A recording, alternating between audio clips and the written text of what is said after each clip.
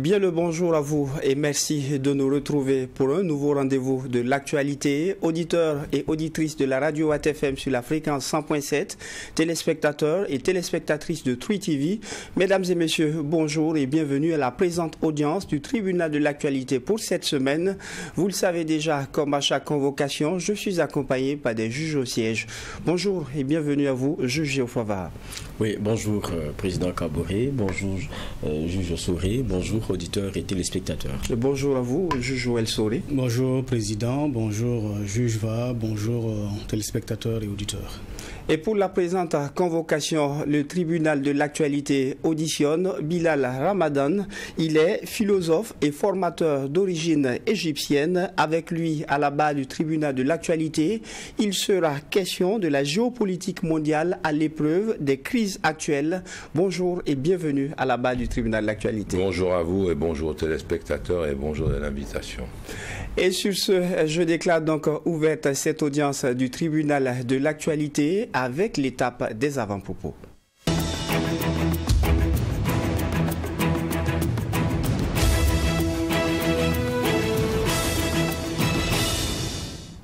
Juge Joël Souré, qu'est-ce qui retient votre attention pour la présente convocation du tribunal? Alors, merci président. Ce qui retient mon attention pour cette émission en termes d'avant-propos, c'est la conférence de presse ou le point de presse donné par le ministre béninois des Mines, voilà, qui a été au Niger. Il était porteur d'un message, mais malheureusement n'a pas été reçu par le général Tiani. On sait déjà la tension qui existe entre ces deux pays après l'inauguration du pipeline et qui est le premier chargement a été retardé au niveau du Bénin jusqu'à ce que la société chinoise entre en danse pour que la situation soit réglée. Alors, on a vu récemment également le Bénin qui a décidé de fermer, d'interdire plutôt le transport fluvial du côté de la frontière. Avec toutes ces tensions-là sont en train de s'accumuler. Il y a un sentiment de méfiance entre ces deux États et on gagnerait à ce que cette tension soit assez rapidement désamorcée parce que le ministre, quand il s'exprimait devant les journalistes, il a exprimé son désarroi face à cette situation. Vu que le président de Nigeria a refusé de le recevoir, cela vient encore prouver que la situation est toujours tendue entre les deux États qui sont obligés de coopérer, de collaborer. C'est vrai qu'il y a des décisions qui ont été prises côté béninois qui ont eu des impacts économiques quant au développement du pays, le Niger. En tout cas, on ne peut que souhaiter que les choses s'arrangent assez rapidement et que les deux pays, Cotonou et Niamey, puissent enfin fumer le calumet de la paix. Juge Geoffroy, qu'est-ce qui retient votre attention pour la présente convocation? Oui, ce qui retient mon attention, c'est ce qui est ressorti du dernier Conseil des ministres et c'est la décision d'éteindre certains fonds. Il y a le fonds d'appui au secteur informel, il y a le fonds d'appui aux initiatives des jeunes et le fonds d'appui à la promotion de l'emploi. Ce sont des fonds qui existent depuis un certain temps et on a vu qu'en octobre 2023, il y a eu la décision de la mise en place d'un autre fonds qui était dénommé Fonds Faso Kunawiri. Et donc, tous ces fonds-là, nous dit-on, pour ce qui est de leurs actifs et passifs, seront donc reconduits dans ce nouveau fonds qui donc a été créé en octobre dernier. Mais il n'y a pas seulement le fait que en matière d'initiative à l'endroit des jeunes, des femmes et du secteur informel, et il n'y a que ce soit seulement les missions du fonds qui a été créé en octobre qui fait que bon, les autres sont fondus dans le nouveau fonds. C'est pas seulement ça, c'est que le ministre sort quand même des éléments qui font réfléchir. Il dit par exemple que quand on regarde au fond, c'est que on se retrouve dans des budgets de fonctionnement qui engloutissent presque tout du fonds. Donc ça veut dire que le fonds il est mis en place pour promouvoir par exemple l'entrepreneuriat des jeunes. La majeure partie reste dans les bureaux, dans les dépenses de fonctionnement. On veut promouvoir le secteur informel, accompagner, soutenir les gens du secteur, mais non, la majeure partie des fonds qui sont mobilisés restent dans les bureaux. C'est-à-dire que dans les dépenses, donc, il y a un problème. On ne peut pas être un fonds et puis ce à quoi on est destiné. Quand on regarde dans les dépenses, en définitive, c'est des dépenses de fonctionnement. Il y a un problème. Et il y a un véritable problème. Mais on connaît aussi comment ça fonctionne. Hein. La plupart de ces fonds-là, qui ont été créés à un moment donné, c'est des initiatives et après on a casé beaucoup de gens. Le pouvoir case à chaque fois le gars. Ah bon, écoute, j'ai pas pu te nommer ici, j'ai pas. Bon, tu vas aller là-bas, c'est un genre de frigo. Après, bon, tu verras mieux pour toi, tu viens. Mais quand il s'assoit là-bas, c'est pas la vocation de venir aider. Non, c'est des salaires qu'on veut bien se tailler, c'est se mettre un peu à l'aise. Mais comme ça ne fait que grossir les budgets et ça devient compliqué. Donc, en définitive, c'est que ce pourquoi l'initiative a été mise sur pied, mais ça devient inopérant. Parce qu'à l'intérieur, ceux qui y sont n'ont pas cette vocation, n'ont pas forcément cette vision-là. À un moment donné, il faut arrêter.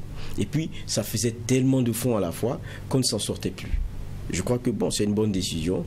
Et si tant il est vrai que tout partait dans les questions de fonctionnement, c'est qu'il y avait un véritable problème.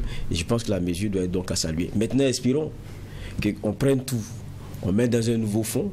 S'il faut encore que tout reste dans le fonctionnement, même si c'est un nouveau fonds, on n'aura rien fait. On aura juste changé de nom, on aura changé. Mais dans le fond, le problème aura demeuré. Donc la balle est dans le camp. Encore des autorités pour plus de rigueur relativement à la gestion des choses pour ce qui est de ce fonds qui vient d'être mis en place depuis octobre dernier.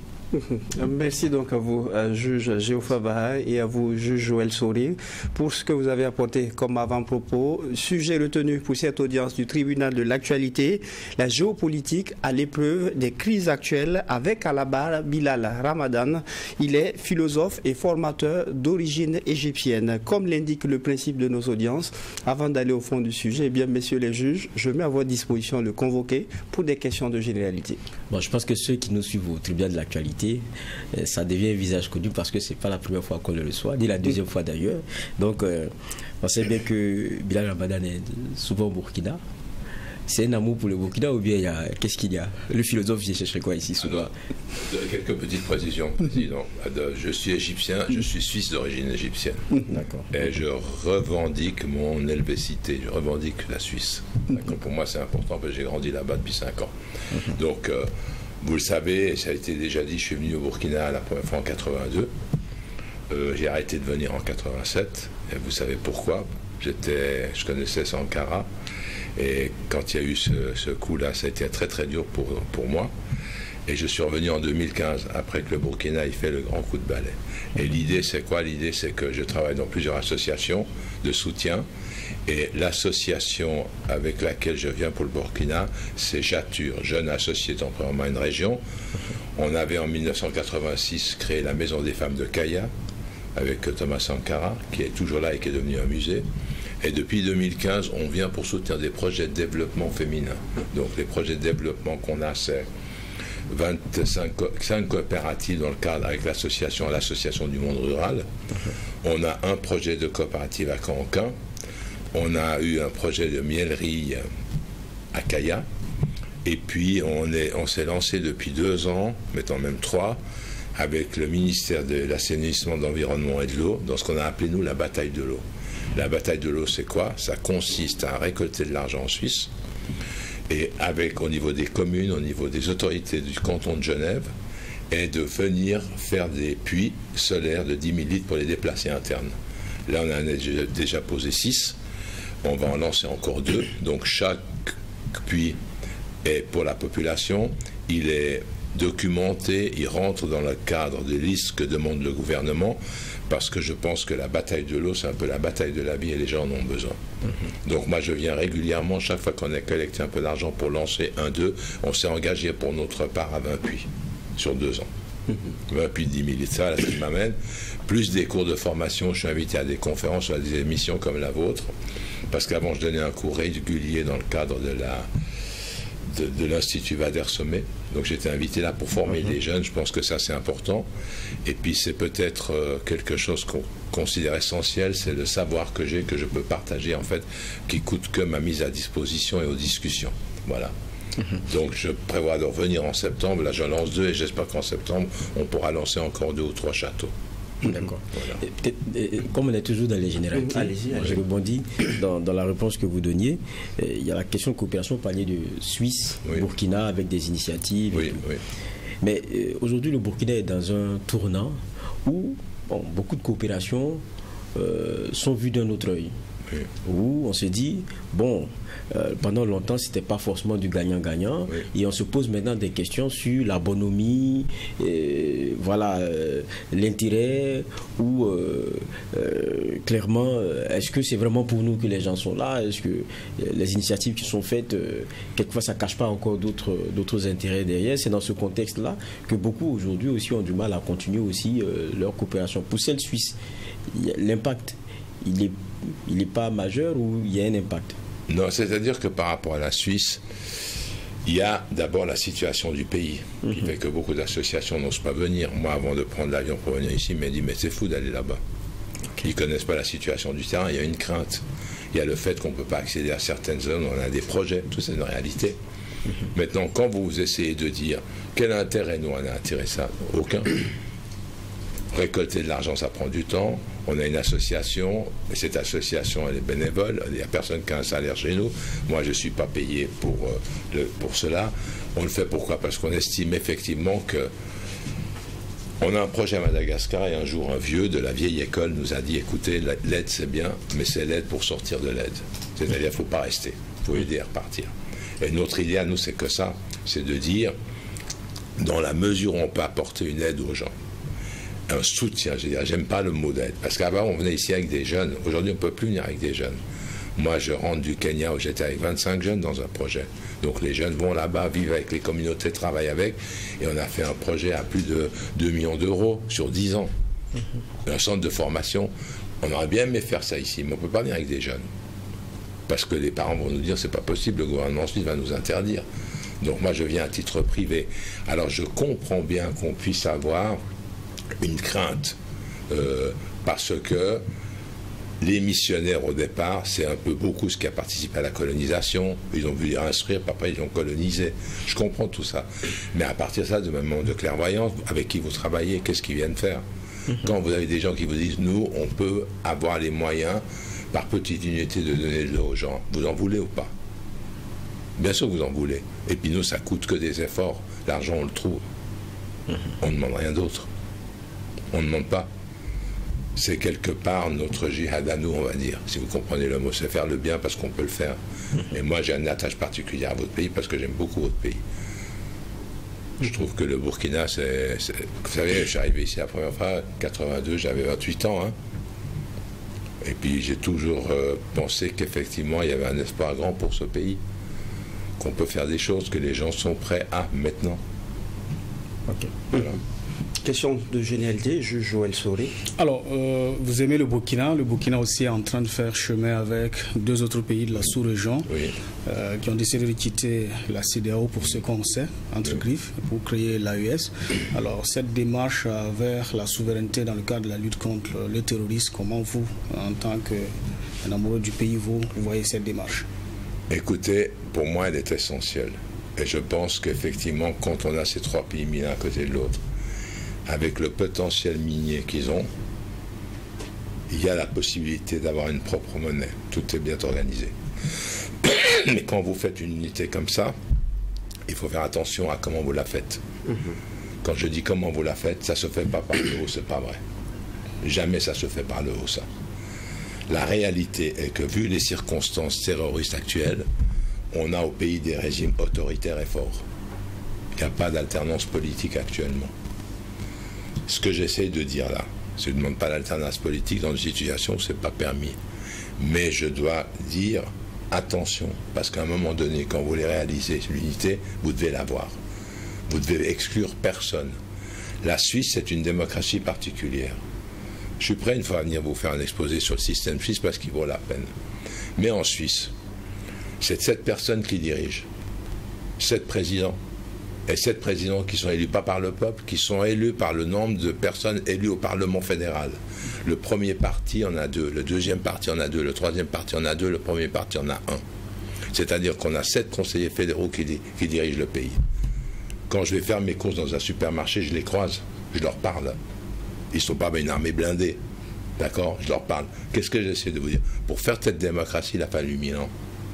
Et il a fallu faire cette démocratie avec 4 cultures différentes. C'est quoi? C'est des petits cantons, unité, qui se sont regroupés, et qu'on fait la Suisse. Par la base. C'est un canton de 100, 200, 300 000 qui dit mais non, on aimerait vous joindre, non, on aimerait vous joindre, non, on aimerait vous joindre. Et cette unité-là, malgré 2 guerres mondiales, vous aviez des romans qui parlent suisse, des Allemands qui parlent allemand, donc de culture allemande. Moi, je suis du côté français, notre culture, elle est française, mais surtout, elle est française. On étudie Voltaire, on étudie Montesquieu, et puis partie italienne. Pendant les 2 guerres mondiales, ils ont tenu le choc, ils se sont pas séparés. Parce qu'ils ont mis en avant un principe de neutralité, à discuter d'ailleurs. Mais ce que je veux vous dire, cette unité, elle me semble une révolution en soi. Mais attention à comment on la construit. Il faut être perspicace, il faut être efficace, il faut voir loin. Et il faut dire que quand on veut créer une confédération d'États, une fédération d'États, il faut effectivement qu'on ait résolu certains problèmes, comme par exemple, aujourd'hui, ces pays s'unissent sur la base d'attaques terroristes. On le sait. Et tout est mis là, contre. Et qui est là derrière, qui c'est un autre débat. Mais on sait qu'on est dans un contexte particulier où la réalité, ces pays souffrent, les populations de ces pays souffrent. On le sait, il faut le dire. Combien de temps? Combien de temps ça va durer? Mais ça n'empêche pas de travailler, à la base avec les gens. Mais avec la base avec les gens, c'est quoi? Préparer une constitution, faire des discussions avec l'ensemble des gens, leur dire voilà où on veut aller, voilà ce qu'on souhaite. Offrir un espoir qui soit plus grand que de dire on va vaincre le terrorisme. Parce que vaincre le terrorisme, c'est une chose, mais ça ne nourrit pas les gens. D'accord? Ça ne les nourrit pas. Donc vous devez avoir un projet qui s'inscrit dans la durée, avec des objectifs clairs, et en fin de compte, on le verra dans le débat qu'on a, une démocratie à réinventer. Aujourd'hui, on assiste dans le monde occidental, puisqu'on parle de crise, à la faillite de nos démocraties. C'est une réalité. C'est une réalité. Vous vous rendez compte, États-Unis, la première puissance démocratique du monde, comme on dit. En novembre, ils ont le choix entre 2 choses, la peste et le choléra. C'est ça une démocratie? Vous choisissez que Trump, la peste, Biden, le choléra, qui vous allez choisir? Ils sont les 2 complètement, excusez-moi, mais c'est ça la vérité. On est dans cette situation-là. Le premier parti de Suisse, l'UDC, l'Union démocratique du centre, c'est un parti de droite, voire pas d'extrême droite, mais presque raciste, xénophobe, islamophobe. Il a 32% des voix. Mais en Suisse, ils sont 2 au pouvoir, mais sont contrecarrés par tous les autres. C'est-à-dire qu'ils sont encerclés par les autres partis. Quand ils prennent une décision, ils doivent la prendre à la majorité.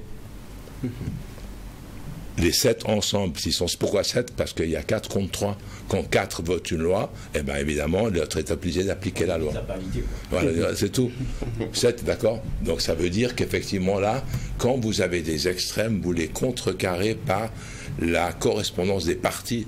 Oui, vous voulez ça, mais on fait voter le peuple. Non, on va voter tous les 3 mois. Tous les 3 mois, on va voter. Tous les 3 mois, on va au vote. Parce que les citoyens proposent des lois, parce que les lois qui sont faites, on peut les attaquer en référendum, on peut faire des initiatives, mais la Suisse a les moyens. Et ça, c'est une chose importante. Une démocratie doit avoir les moyens de se donner du temps. C'est dur de consulter les gens. Vous savez, quand vous consultez les gens, entre le moment où vous voulez décider quelque chose et ça passe, il vous faut 3 ans. Bien sûr. Vous comprenez? Et ça, c'est de l'argent. 3 ans, c'est de l'argent. Alors, je termine avec une dernière question de généralité qui va nous permettre d'aller au fond du sujet. Et là, on découvre ces temps-ci un pays qui s'ouvre beaucoup plus au monde. Et je veux parler de l'Arabie Saoudite, un pays qui récemment a participé à un concours de Miss. Il y a eu l'ouverture d'un magasin de vente d'alcool, ce qui a surpris à beaucoup. Vous, quand vous analysez, quel est le point de vue que vous avez par rapport à ce pays qui s'ouvre peut-être pour des intérêts économiques? Alors, j'ai toujours été par rapport à l'Arabie très très critique et très très contre. Moi, je pense que les monarchies de la péninsule arabique doivent faire le temps et doivent dégager. Moi, je pense que ces monarchies-là, c'est complètement anachronique et elles ont des comportements qui m'effarent. Si je prends par exemple, je mets entre guillemets le Qatar. Pourquoi je mets entre guillemets le Qatar? Parce que le Qatar a apporté au monde arabe et au monde en général, Qatar, c'est 250 millions de téléspectateurs par jour. Al Jazeera. C'est énorme. Le Qatar, il est suivi par tout le monde. Il a ouvert les débats partout.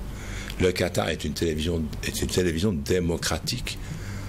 Pour contrer le Qatar, l'Arabie Saoudite a créé, avec l'appui des Américains, l'Arabia. Pas un mot sur la Palestine. Ou alors c'est de la faute du Hamas. Mais le Qatar, c'est vraiment l'émission où tout le monde travaille. Quand je vois cette ouverture de l'Arabie Saoudite, mais c'est du folklore. Toute la famille royale a été éduquée en Occident. On sait qu'ils ont été éduqués aux États-Unis, qu'ils ont été dans les meilleures écoles. Tout ça, on le sait. Cette manière de vouloir paraître moins islamique que, c'est une manière de s'acculturer. C'est une manière de dire, mais je suis comme vous. Vous voyez, j'ai permis aux femmes de conduire. Oui, tu as permis aux femmes de conduire, mais tu leur as pas donné tous les droits, elles ne votent pas. Donc quand on fait les choses à moitié, et c'est quoi cette histoire de faire jouer les gens au foot et de créer et d'acheter des joueurs à coût de 200 millions? Tu es le dirigeant des lieux saints et tu as la responsabilité des musulmans. Tu sais qu'il y a des musulmans qui meurent de faim. Tu gaspilles ton argent pour faire ça, des concours de football, des concours de chiens, et tu vas même faire des jeux d'hiver pour te faire connaître dans le monde comme quelqu'un d'ouvert. N'oubliez jamais ceci, vous êtes des journalistes. Quand MBDS convoque un journaliste turc va à l'ambassade en Turquie, qu'il le découpe en morceaux et qu'il le dilue dans l'acide, c'est un monstre. De cet homme-là, vous n'attendez rien. Quelqu'un qui est capable d'ordonner ça parce qu'il est contre lui, qu'est-ce que vous pensez de lui? Donc je veux bien qu'on achète l'Arabie Saoudite. Elle est à vendre en fait.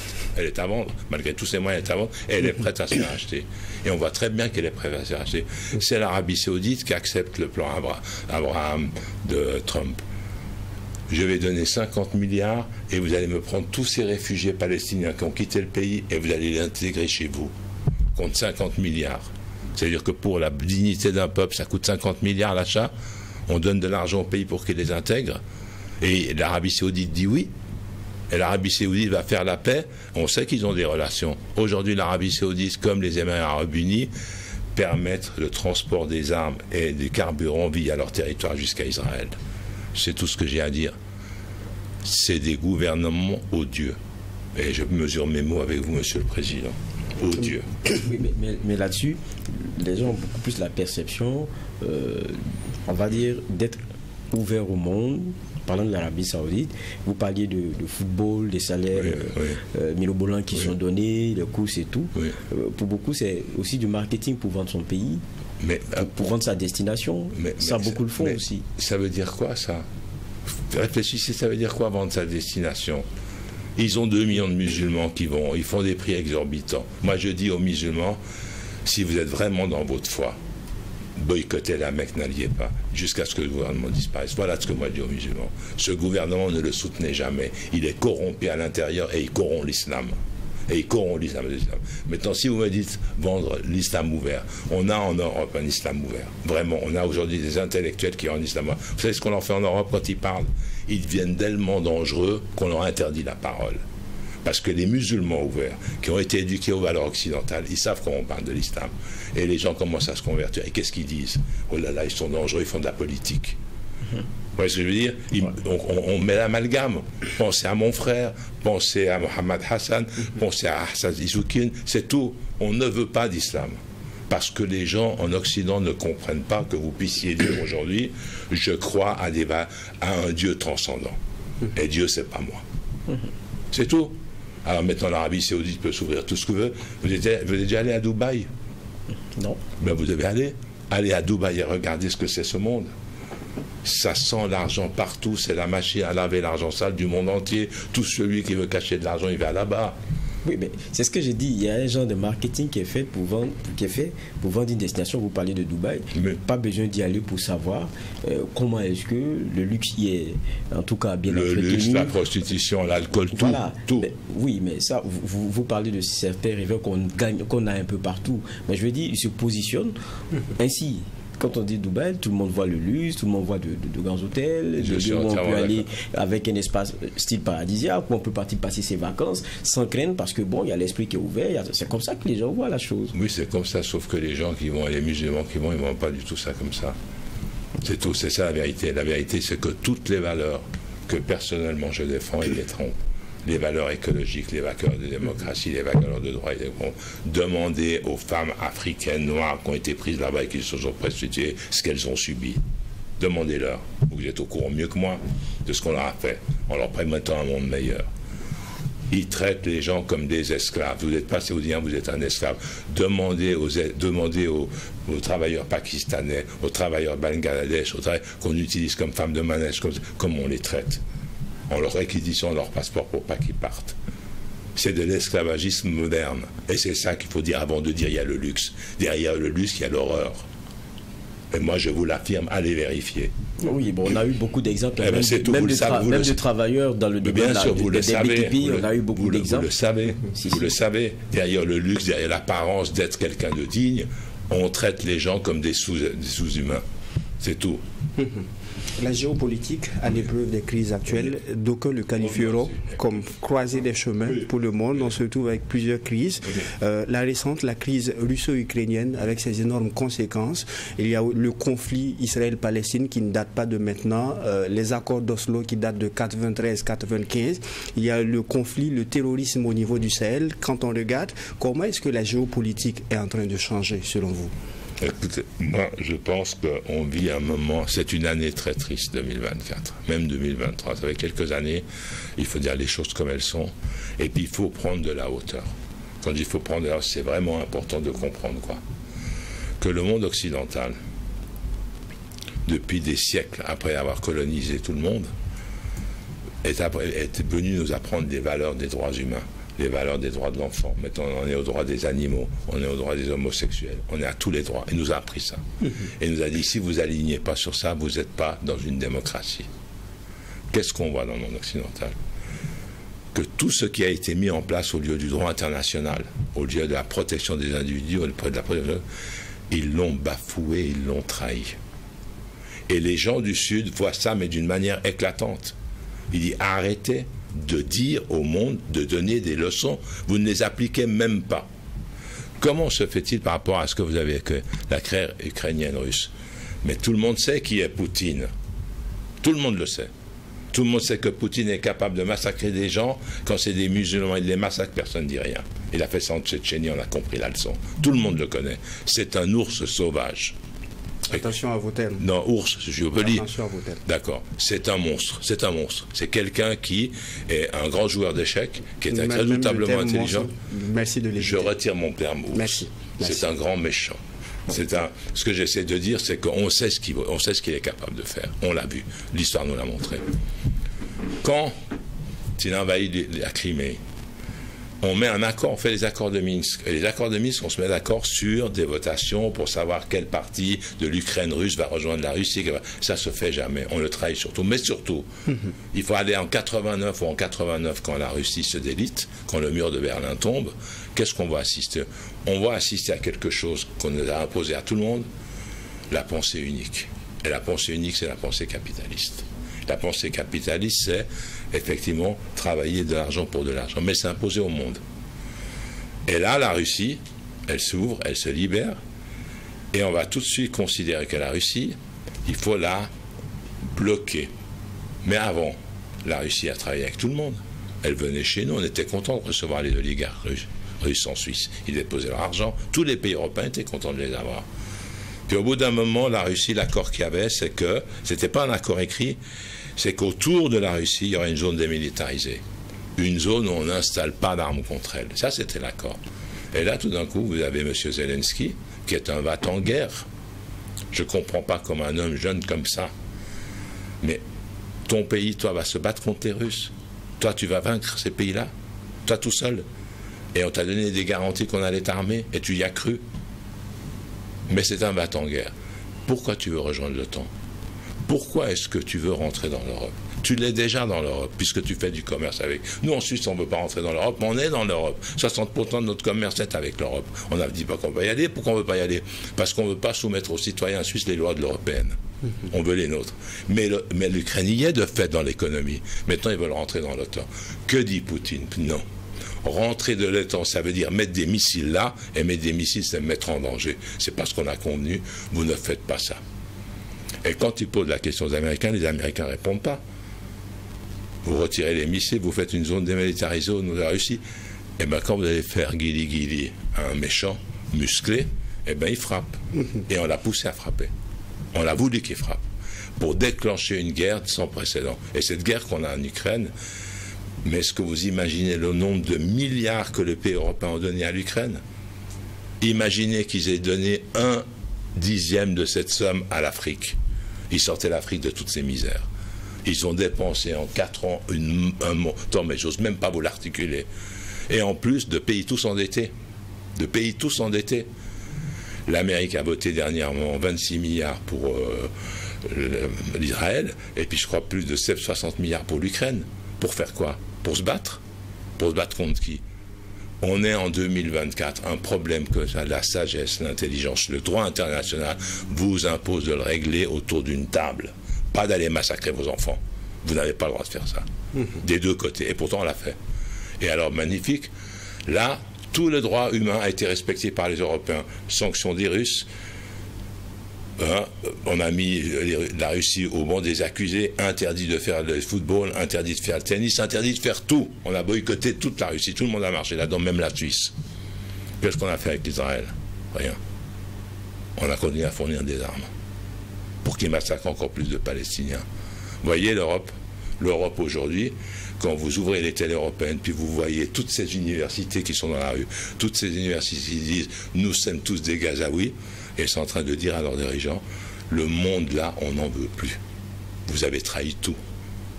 Ça, c'est ce qui se passe en Occident. Les gens sont en train de... Et tous les intellectuels font la même analyse. Ils disent, on a trahi toutes nos valeurs et on est les rois de la... On applique le double standard. Vous savez ce qu'on appelle le double standard? On applique le double standard. À certains, on applique les droits européens, à d'autres, on les oublie. Ça, c'est un autre débat. Mais c'est une réalité. Donc, je dis, la première leçon à dire, c'est quand le monde occidental bafoue son histoire, les droits humains qu'il a développés, il n'a plus de leçons à donner à personne. Ça, c'est la première leçon que je tire, moi. Débat très intéressant. On va permettre aux juges de réagir. Déjà, juge Joël Solé, allez-y. Voilà, vous avez tantôt évoqué l'aide que l'Union européenne ou les pays européens ont apportée à l'Ukraine dans le cadre de cette guerre qu'on sait déjà. Alors, pendant que des hommes sont en train de mourir au Sahel, des pays comme le Burkina, le Mali ou le Niger, alors est-ce que ce n'est pas cette attitude aussi qui pousse ces pays-là à décrier l'impérialisme, à se défaire de certains pays comme la France? Alors, puisque on pouvait aider ces pays à lutter efficacement contre le terrorisme, on ne l'a pas fait, et ces pays décident de se confier à la Russie, que vous décrivez aussi. Alors, là, vous évoquez deux choses. La première chose, l'industrie de l'armement est une des industries la plus puissantes au monde. Et moi, pour moi, elle dirige beaucoup de choses. Elle a des lobbies partout. D'accord?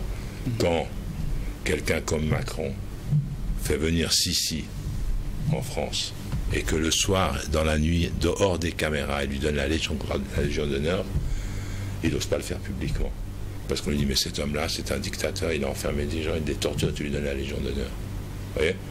Ce que je veux dire, il y a une hypocrisie comme on n'a jamais vu. Mais aujourd'hui, l'hypocrisie passe pas. Et vous savez pourquoi elle passe pas? Elle passe pour une simple raison, c'est qu'on sait que la presse est détenue par des grands pouvoirs, notamment des grands pouvoirs unis aux États-Unis, en Angleterre, en France. Là, on le sait, maintenant la preuve est faite, tout le monde le sait. Mais la question, c'est qu'ils ont démasqué par quoi? Par les réseaux sociaux.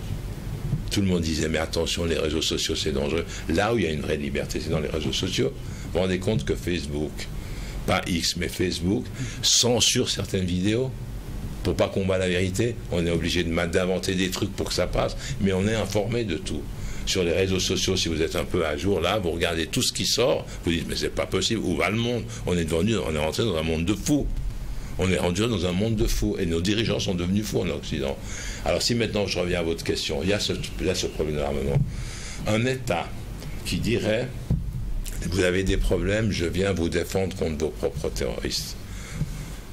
Tant soit que ce n'est pas lui qui les a créés, ses propres terroristes.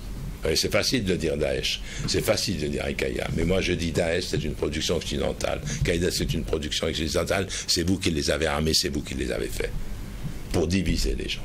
Si maintenant je prends au niveau du Sahel, etc., mais ils n'ont aucun intérêt. Ils auraient un intérêt, quoi, s'ils pouvaient dominer le pays, mais quand vous avez en face des gens qui se lèvent et qui disent, comme a dit Gandhi, vous savez Gandhi, après un siècle, il a dit aux Anglais, quittez l'Inde, c'est pas chez vous. Il l'a dit oui ou non? Quit India. Tout le monde était choqué, même la reine. Comment il veut qu'on quitte l'Inde? Oui, vous n'êtes pas chez vous. Quand on dit aux Français quittez nos pays, ils disent quoi? Pendant un siècle, ils ont mis des dirigeants qui étaient leurs valets. Et vous venez leur dire quitter. Vous croyez qu'ils vont vous aider pour le terrorisme ou ils vont faire traîner pour s'implanter? Vous avez le même danger avec les Russes. Hein. Ne croyez pas que les Russes sont meilleurs. Hein. Ça va être dur pour le Mali de dégager les Russes. Ça va être très dur. Donc c'est une mauvaise décision de se tourner vers la Russie. C'est une mauvaise décision parce que vous n'avez pas de contrat avec eux. Ils ont les armes, vous ne les avez pas. En termes d'armement, c'est plus facile de les obtenir avec la Russie. Alors obtenez les armes, mais pas eux. Mais pas eux sur place. Faites pas venir des troupes parce que les troupes, elles partiront pas. Et puis après, les contrats, c'est très dangereux. Il faut pas... des fois, vous devez pactiser avec le diable. Mais ça, il est plus intelligent que lui, mon Dieu. Regardez ce qu'il veut. Qui va aider quelqu'un? Vous croyez que les gens parlent du Congo? Les gens parlent de ce qui se passe au Soudan? Des gens interviennent pour ces conflits-là? On laisse mourir des millions de personnes. Il n'y a aucun intérêt. On n'en parle pas. Et vous croyez qu'un petit pays comme le Burkina, quelqu'un va? Et le Niger, quelqu'un va? Non. C'est que si tu me donnes les mines de pétrole, je viens. Si je peux avoir, je viens. Si tu es soldats de moi. Et si tu te bats pour que le franc CFA quitte la France, là, je te fais la guerre. Parce que je vais devenir pas la 5e puissance du monde, la 25e. D'accord? Parce que c'est ce qui est en train de se passer. Donc, il faut être intelligent. Il ne faut pas accepter tout partout. Et quand un peuple est en danger, je suis désolé, c'est lui qui se lève et c'est lui qui se bat pour sa liberté. Et quand il a commencé à se battre pour sa liberté, là, on gagne. Et des fois, il a besoin d'aide. Mais cette aide, elle ne doit pas être là. Elle doit pas vous prendre là. Vous faites une erreur. Oui, mais réaction là-dessus, il y a aussi cette réalité-là, en tout cas, qui est que chacun vient avec ses intérêts et ses calculs. Oui. Donc on ne vient pas pour nos beaux yeux. Je pense que ça, c'est des éléments que nos autorités ont eu à comprendre. Et puis bon, le Grand Burkina, un petit pays, le Grand Burkina, lui aussi. Attendez, ne vous vexez pas. Non, je ne suis pas du tout vexé. Non, vous savez, mon pays il est encore plus minuscule que le vôtre. Hein. Oui, non, 42 km² le mien. Voilà. Non, on sait qu'on ne parle pas de superficie seulement. Ah, on parle aussi d'influence et autre chose. Mais j'ai dit que le Grand Burkina aussi a pris ses décisions de façon très avertie. Le président a toujours dit il n'y a pas besoin que quelqu'un vienne faire la guerre à la place des Burkinabés. Il y a le choix qui a été fait, par exemple, avec les VDP, mal vu par beaucoup de pays européens, ce qui a fait qu'on a eu beaucoup de problèmes pour s'approvisionner en armes. Mais comme ça, il y a des alternatives que vous devez trouver. Aujourd'hui, c'est l'alternative russe. Et c'est ce qui est en train d'être fait. L'alternative... Non, je parle en matière d'armement. D'armement, mais attendez... Je ne parle pas de soldats. Donc ça, c'est des choix qui ont été faits. On laisse le juge aller jusqu'au bout. Non, je finis. Je veux dire que ça, c'est des éléments aussi que, en toute froideur, je pense que dont on a pris conscience. Parce que même, vous l'aurez remarqué, même parce qu'on est en train de parler déjà du conflit russo-ukrainien, vous avez vu la plupart des pays africains, quand on leur a demandé lors des débats onusiens de se positionner, de condamner et tout, ils ont dit bah, que c'est un peu votre problème. Hein. Oui. Avant, on s'alignait, la France dit tant, tout le monde est aligné. Oui. Maintenant, on a compris que ça ne fonctionne plus comme ça. C'est aussi le jeu des intérêts. Donc, je pense que ça aussi, c'est une conscience qui est en train de venir petit à petit. Mais est-ce que dans les propos que j'ai eus, je n'ai pas respecté ça? Non, ça, je suis d'accord. C'est ça que je veux dire. J'ai bien compris. J'ai bien compris ce que faisait le Burkina. Mais je mettais en danger compte des possibilités de... C'est ça le danger. Le danger, c'est que vous avez un problème au niveau des 3 frontières. C'est patent. Dès que là commence à maîtriser, on s'arrange pour aller frapper ailleurs. Et on va continuer à frapper, parce que le but c'est de déstabiliser tout ça. Et à la fin de compte, vous pouvez mettre ce que vous voulez, qui, quoi, qu'est-ce que, tant que dans le Burkina, il y aura de la délation au niveau des gens, tant que des gens accepteront l'idée que des terroristes soient là, ne disent rien, l'armée arrive, ils leur disent de partir, l'armée repartit, ils leur disent de venir, parce que c'est une réalité, il faut combattre ça. C'est des complicités qui sont même dénoncées ici. Il faut combattre ça. Il faut combattre ça. Et il ne faut pas combattre ça par un souci de vengeance, jamais. Parce que c'est des gens du pays. Il faut combattre ça par un souci de réconciliation. Il faut arrêter. J'ai une autre question. Tout à l'heure, quand on abordait la question du conflit russo-ukrainien, vous disiez ils savaient que la Russie allait taper. Oui. Ils l'ont amené à mais en définitive, c'est pourquoi? C'est pourquoi?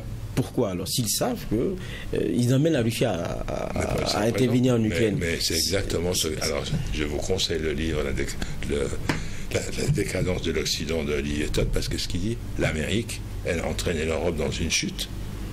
Vous vous rendez compte combien coûte la facture énergétique de l'Europe? C'est une catastrophe. L'Amérique, c'est elle qui vend son pétrole, qui vend tout. Donc il y a une bataille économique importante. Donc quand on laisse les Russes frapper, pourquoi on les laisse? Parce que derrière, il y a des enjeux économiques incroyables. On a une Europe maintenant qui, quelque part, part à volo. Il n'y a pas de direction. Vous avez un qui dit ça, un autre qui dit ça, ils sont divisés sur la politique, ils veulent faire une armée commune, ils ne veulent pas faire une armée commune. Il y a un vrai problème au niveau de la construction européenne aujourd'hui. Et puis vous vous rendez compte que ce qui est en train de se passer en Europe, c'est que les gens qui se présentent, ceux qui restent de passer, c'est l'extrême droite européenne. On arrive à des gouvernements durs. C'est une question de domination. Et le problème de l'Amérique, c'est ça. C'est que l'Amérique, au bout d'un moment, il faut que les gens lui fassent comprendre que c'est fini.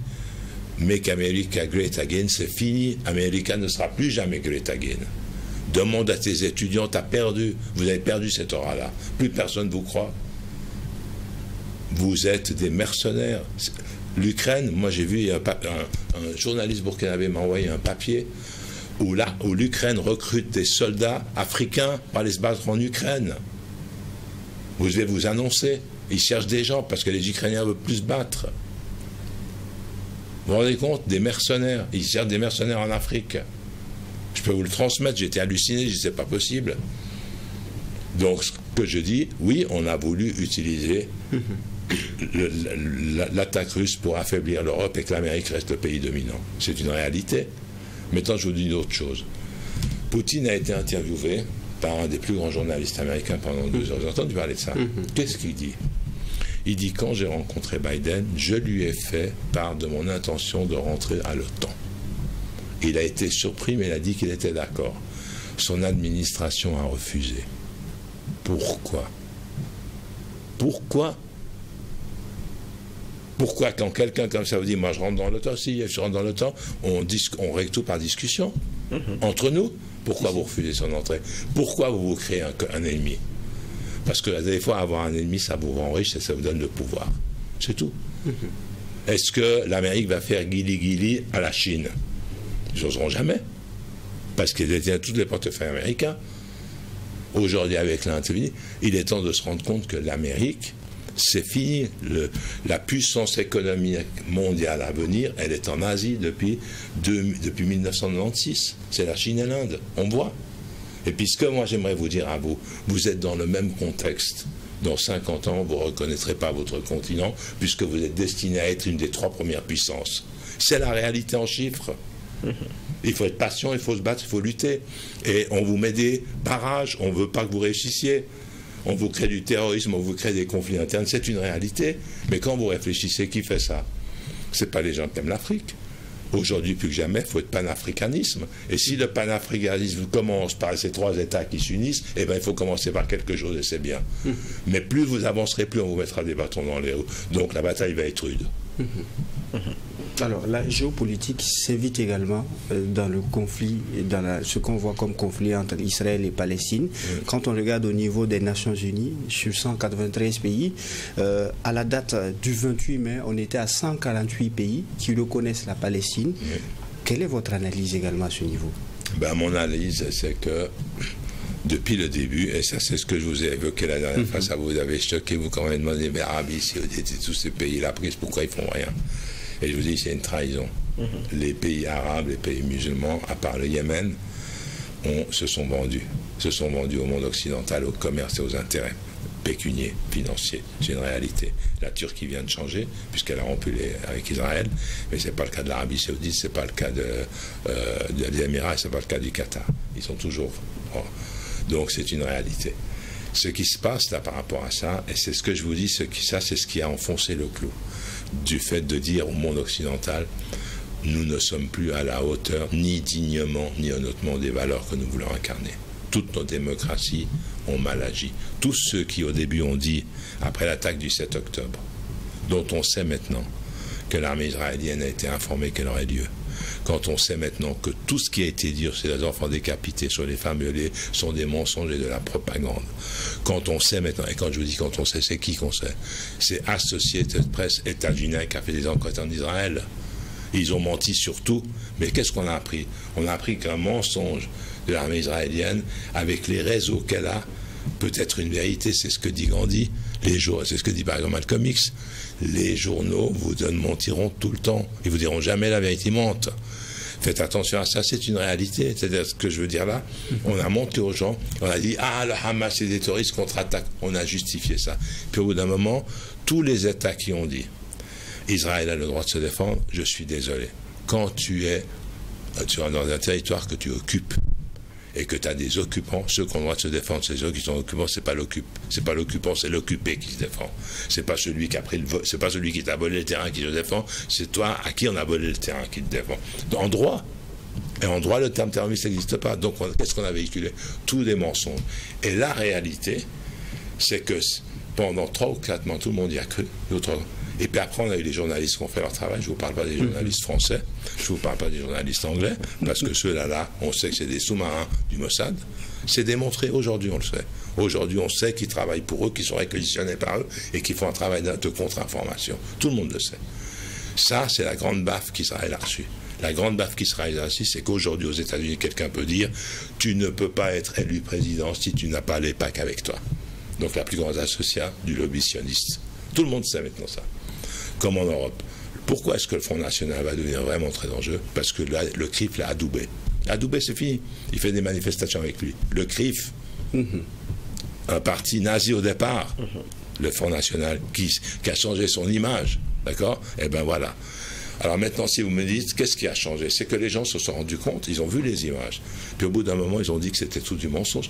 Et les premiers à le dire, mais c'est quand même incroyable, c'est des journalistes israéliens. C'est des journalistes israéliens qui sortent les news. Ils ont menti, ils ont menti, ils ont menti. C'est des otages qui ont été pris par le Hamas qui nous ont bien traités. Après, on les briefe, dit non, vous ne devez pas dire ça, vous devez dire que vous avez été mal torsé, que vous avez failli être violé. Après, vous dites qu'il y a une femme qui a été violée, qu'on a retrouvée dans un tunnel. La responsable qui va en Israël faire une enquête anglaise, elle dit, je n'ai rencontré aucune femme violée. Pourquoi vous ne lui avez pas présenté celle-là? Aucune preuve directe et vous dites qu'il y a eu des viols? Eh bien aujourd'hui, c'est des gens israéliens, journalistes et des groupes pour la paix qui disent que c'est des mensonges. Et tout ça, le monde le sait, parce qu'on parle que de ça. Donc en fait, l'ONU, on dit maintenant c'est tout, ça suffit. Ils ne veulent pas reconnaître Israël, ils ne veulent pas un État israélien, donc nous on va le reconnaître. Ce qui a fait que l'ONU a dit on veut reconnaître ça. Vous vous rendez compte que mon pays s'est abstenu? La Suisse s'est abstenue. La Suisse voulait enlever les fonds à l'UNRWA parce qu'elle est en train de... Elle est toujours dans ce... Parce qu'on a un lobby, nous, juif, chez nous, énorme. Voilà, donc, qu'est-ce que j'en pense? J'en pense que c'est bien, mais ça ne suffit pas. Pourquoi? Parce que l'ONU est à refaire.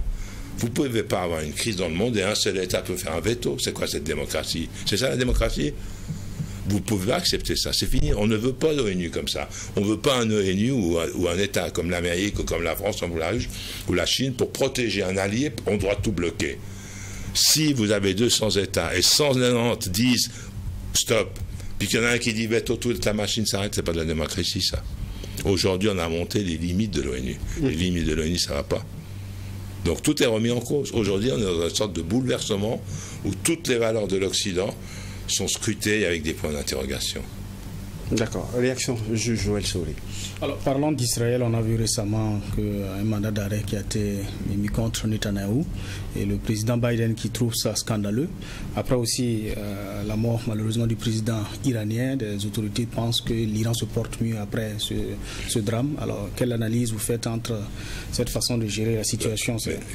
Écoutez, quand M. Biden est capable d'aller saluer le roi d'Arabie Saoudite, alors que lui a dit il y a quelque temps, on a des preuves qu'il a tué ce journaliste et qu'il l'a découpé en morceaux et qu'il torture dans ses prisons et qu'il a des opposants en prison. Il est plus crédible. C'est un homme qui est plus crédible. Quand cet homme-là dit vous n'allez pas à Rafah, parce que si vous allez à Rafah, c'est la limite. Et même s'ils vont à Rafah continuer à donner des armes, il est plus crédible.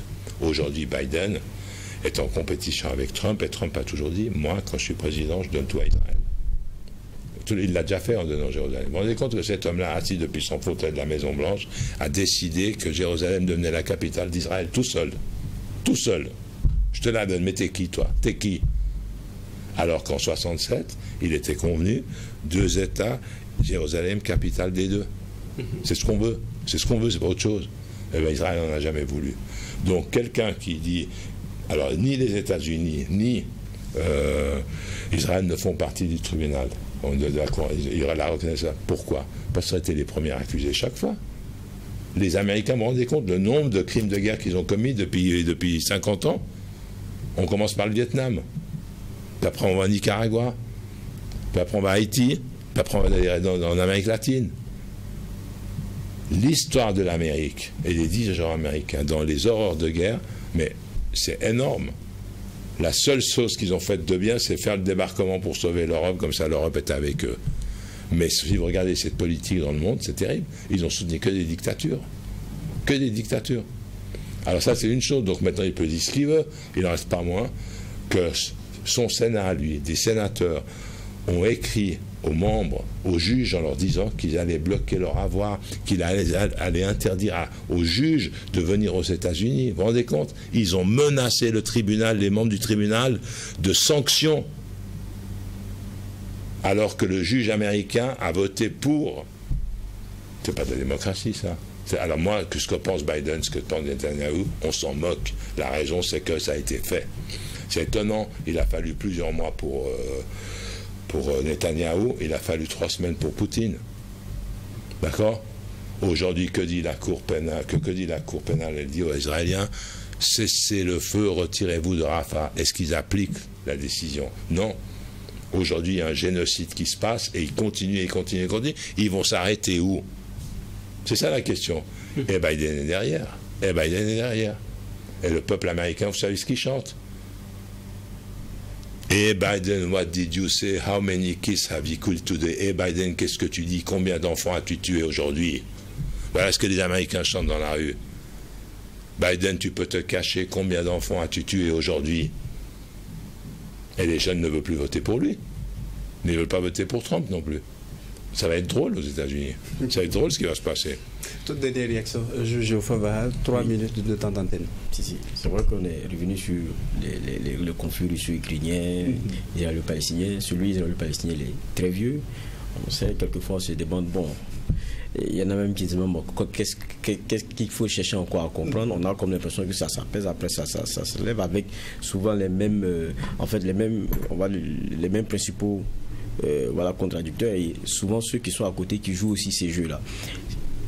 Quand on prend la crise russo-ukrainienne, c'est vraiment en 2013-14 que le feu encore commence et tout.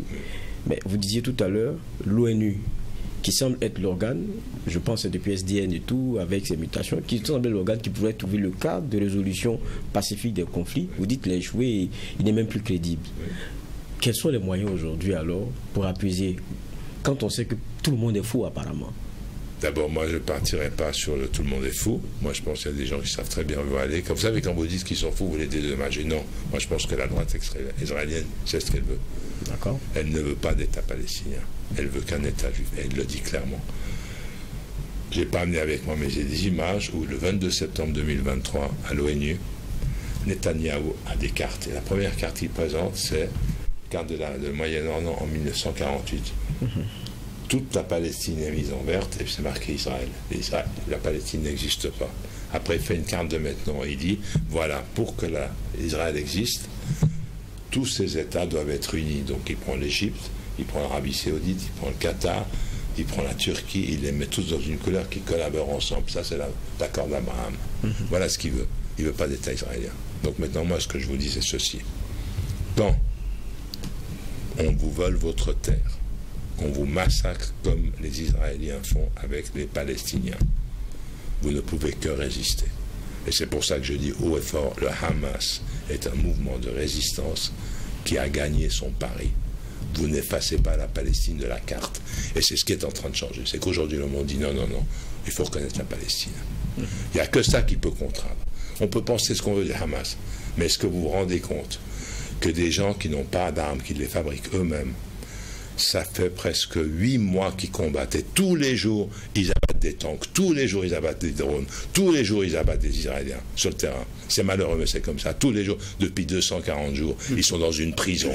Eh bien, ce qu'a dit là, le spécialiste israélien a dit, ils sont c'est au-delà du raisonnable ce qu'ils sont en train de faire. Un jour, ça sera une légende de Hamas. Ça sera une légende de ce qu'ils sont en train de faire. Il tient tout seul 30 000 hommes contre l'armée la plus puissante du monde et contre tout l'armement occidental. Tout seul, il tient. Et il a dit, on veut leur rendre des otages. Il a dit, on signe la paix, mais vous sortez. Qui a refusé? Netanyahou. Alors que l'accord a été fait par l'Égypte, il a été fait par le Qatar, avec l'appui des Américains. Ils ont dit, on signe la paix.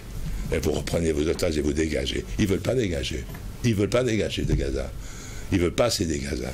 Parce que si cette Gaza, ils ont compris, Netanyahu a compris, qu'il ne veut pas la victoire du Hamas. Ce n'est pas des Palestiniens qui ne veulent pas le Hamas. Pourquoi? Parce que le Hamas, il incarne la résistance. C'est tout. Alors, quelle solution? La solution, c'est qu'effectivement, on dégage le gouvernement Netanyahou, on met à la place un gouvernement, et c'est les seuls qui peuvent dégager le gouvernement Netanyahou, vous savez qui c'est? C'est le peuple israélien. C'est le seul qui peut dire on n'en veut plus.